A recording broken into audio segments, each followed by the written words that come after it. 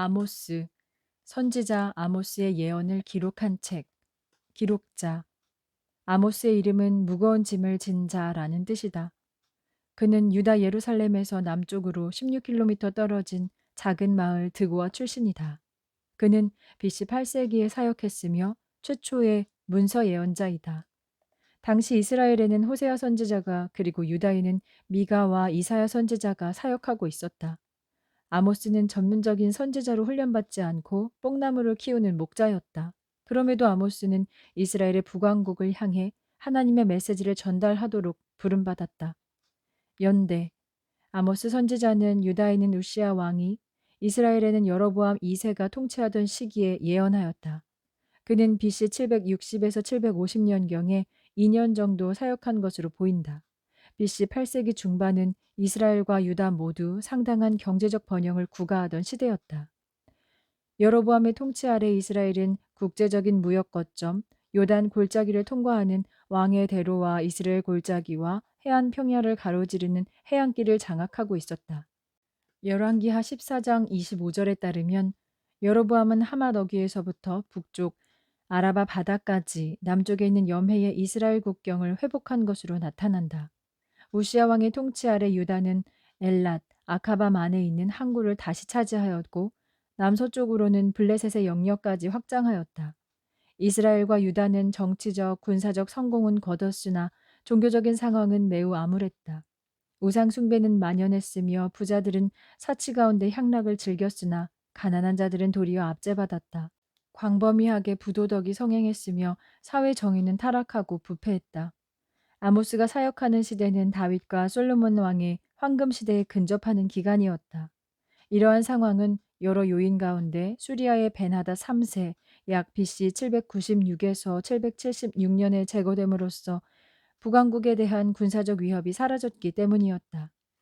배경 전쟁의 위협이 사라졌기 때문에 이스라엘에서는 문화, 사회, 경제 면에서 현저한 부흥이 일어났으며 유다에서도 약하기는 했지만 상당한 부흥이 있었다. 그러나 경제적 번영은 극도의 사회적인 부패 현상을 초래했으며 이러한 부패는 주로 가나안 원주민의 바알 숭배가 지닌 타락한 윤리의 영향 때문이었다.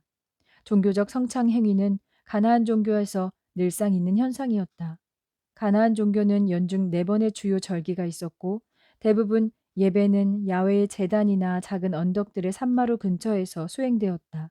술에 만취하고 폭력과 우상 숭배에 빠지며 지독하게 쾌락을 즐긴 것은 가나안 축제에서 늘상 있는 일이었고 이런 것들은 이스라엘의 종교에서도 지극히 보편화되어 있었다. 이와 같이 퇴폐적인 풍조가 이스라엘 사회에 영향을 끼친 결과는 정의의 타락과 상류층의 방자하고도 사치스러운 생활과 사회 전반의 퇴폐 풍조에서 느껴지기 시작했다.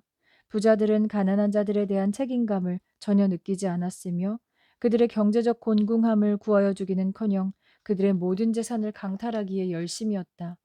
본래는 독립적인 시민 대중에게 분배되어 있던 국가의 재산이 짧은 기간 동안에 부유층으로 몰리어 그 민족은 방탕한 부자들과 탄압을 받는 빈민으로 나누어지게 되었다. 2, 3년의 짧은 기간 이내에 빈민들은 노예 신분으로 전락하여 몇 푼 안 되는 돈 때문에 팔리곤 하였다. 사회의 중류층이 사라졌다는 것은 이스라엘 민족의 안정된 생활에 전환점을 찍어주었으며 그 민족에 대하여 불길한 미래를 전조적으로 보여주었다. 내용 아모스서는 기본적으로 열방과 이스라엘에 대한 하나님의 심판, 예언과 이상의 내용을 담고 있다. 이 책의 중심 내용은 이스라엘이 하나님과의 언약을 파기한 내용이다. 그 결과로 자신들의 죄에 대한 하나님의 징벌이 가혹하게 내려진다. 아모스는 유다를 포함한 이스라엘 주변에 있는 7개 나라에 대해 연속적으로 고발하고 마지막으로 이스라엘을 고발한다.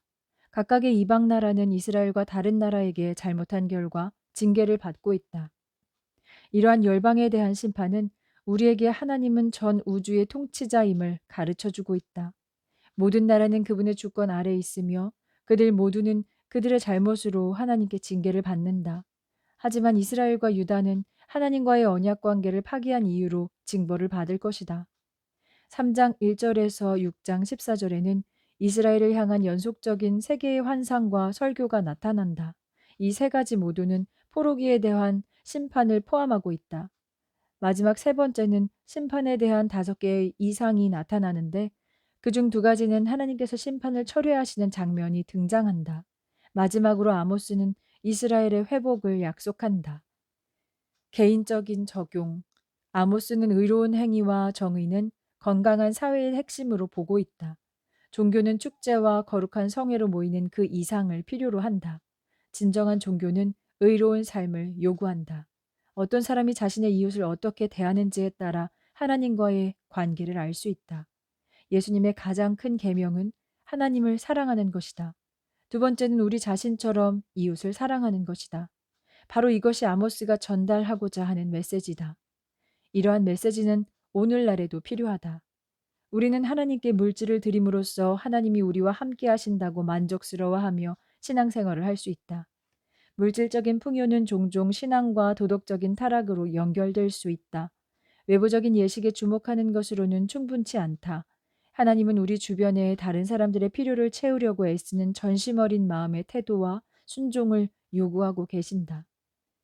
계시된 그리스도. 아모스서에는 그리스도와 직접적인 연관을 맺는 구절은 보이지 않는다. 아울러 그리스도의 예표로 나타나는 것도 없다. 하지만 1장 9절, 10절에 대해 예수님이 마태복음 11장 21절, 22절에서 언급하신 구절의 암시가 등장한다. 아모스는 두로에 다가올 심판을 언급하였다. 예수님은 화 있을진저 고라시나 화 있을진저 벳세다야 너희에게 행한 모든 권능을 두로와 시돈에서 행하였더라면 그들이 벌써 베옷을 입고 제에 앉아 회개하였으리라 라고 말씀하셨다. 아모스서에서 발견되는 또 다른 개념이 요한계시록에 등장한다. 아모스는 하나님은 자신의 종 선지자들에게 그분의 계획을 드러내지 않고는 행하시지 않는다고 말하고 있다. 요한은 7째 천사가 소리내는 날 그의 나팔을 불려고 할 때에 하나님이 그의 종 선지자들에게 전하신 복음과 같이 하나님의 그 비밀이 이루어지리라고 말하였다. 성령의 행하심. 성령의 행하심은 아모스서에서 특정하게 언급되지 않는다. 선지자가 영감받은 과정과 하나님의 메시지를 전하는 것은 일반적으로 다른 선지자들이 영감받은 것으로 통상 나타난다. 대부분의 선지자들의 상황과 같이 하나님과 성령 사이에 명확한 구별을 한다는 것은 불가능하다.